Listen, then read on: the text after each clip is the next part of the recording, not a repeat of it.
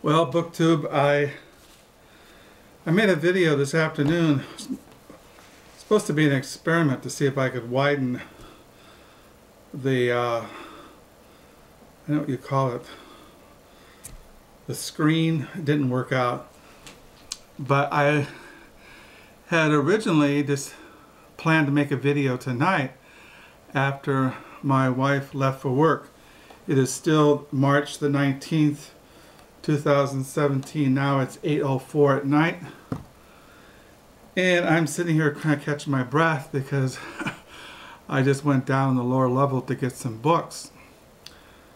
I got these books because I was watching some book videos today where people were going to Barnes & Noble and spending 40 bucks for 2 books. New books. And so I thought what I would do is show you what I have bought for, I'd say, maybe $25, $30. I'm going to show you how many books I bought for $30 just recently in the last couple weeks. Well, first of all, I wanted to make a video because the other day I went to the Humane Society's thrift store, which is called Shelby's Place. I go there because I go there about once a week because Shelby Place is near Salvation Army and Goodwill. They're all in the same area, north of Holland. And so I make the rounds. Usually I go around here where we live. Around where we live, here South Holland, there is the Action House, which sells furniture and has a food pantry, and they sell used books.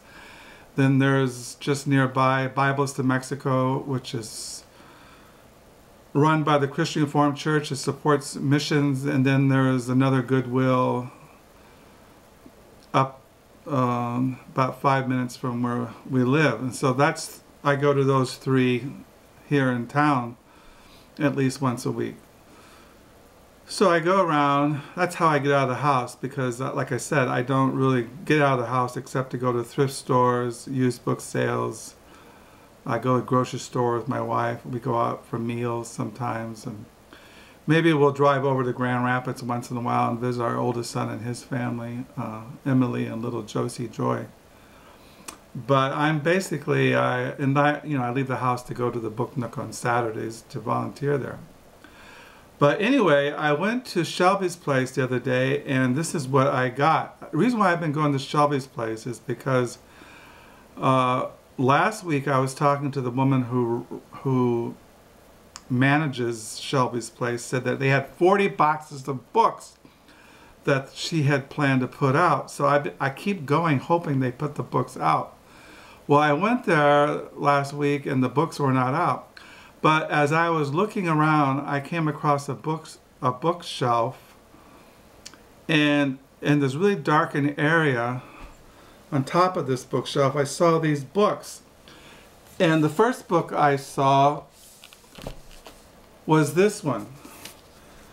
I looked at it, the cover was very, stood out. And this is a biography on Malory, on Sir Thomas Malory, who he wrote a book called the Morta Dormer, which I can't pronounce, but it is it's considered a masterpiece. It was written in 1469.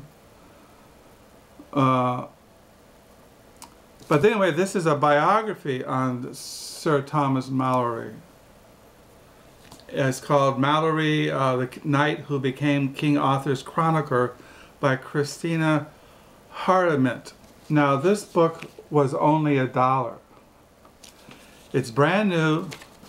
Hasn't even looked like it's been used. It goes for $30. I got it for $1.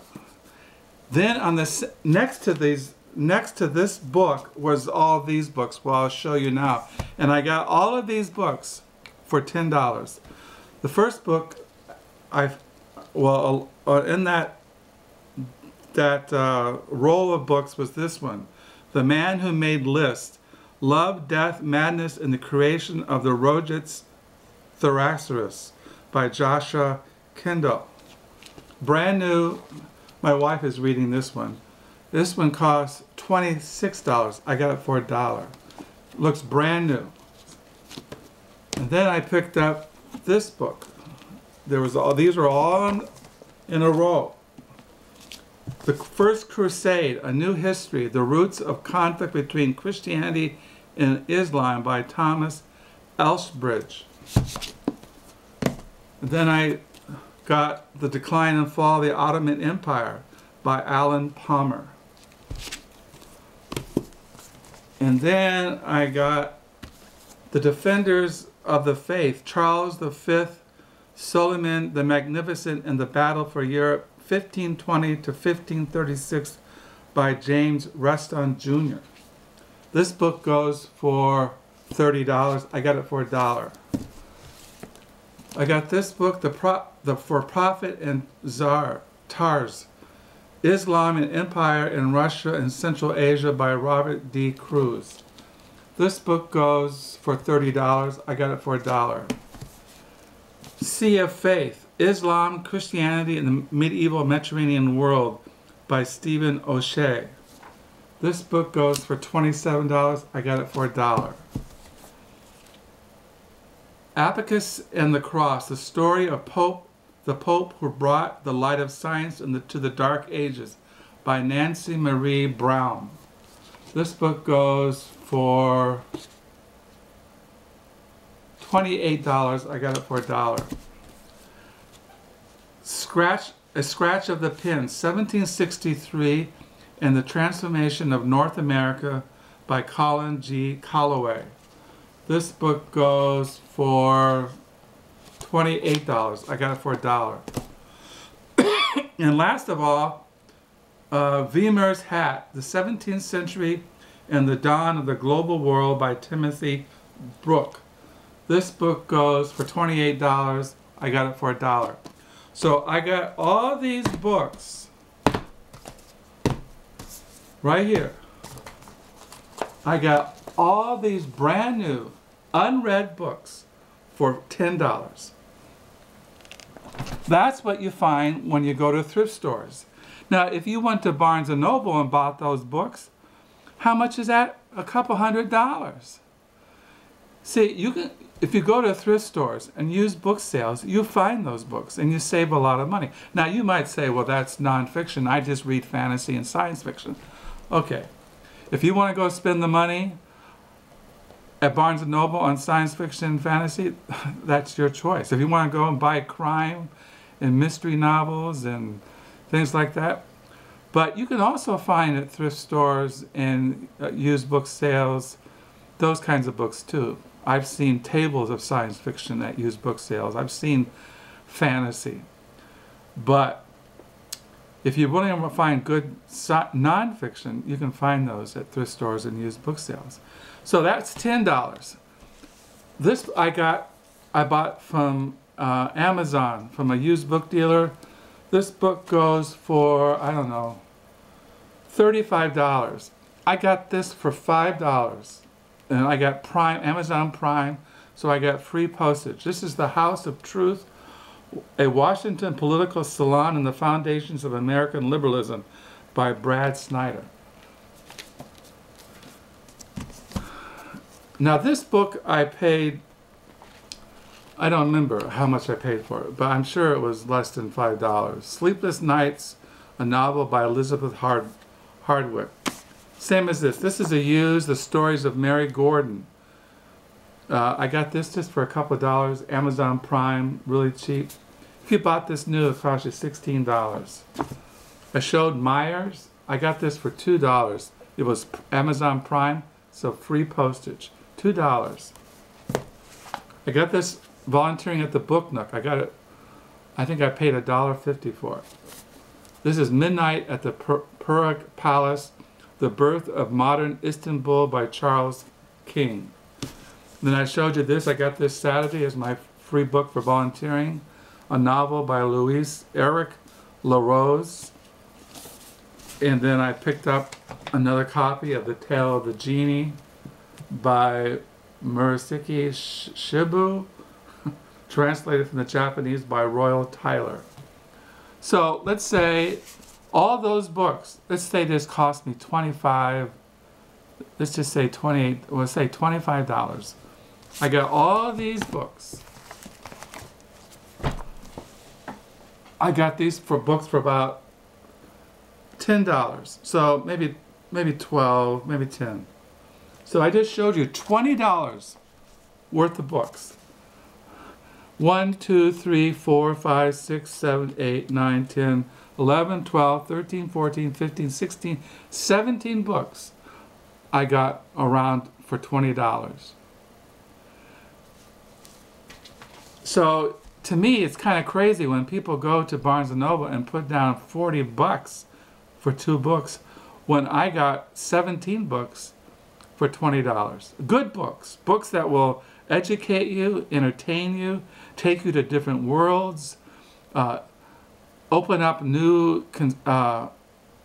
ways of looking at the world and looking at reality, and educating yourself and learning new things and being informative. So yeah, it kind of always kind of blows me away. That's why I don't go to Barnes & Noble.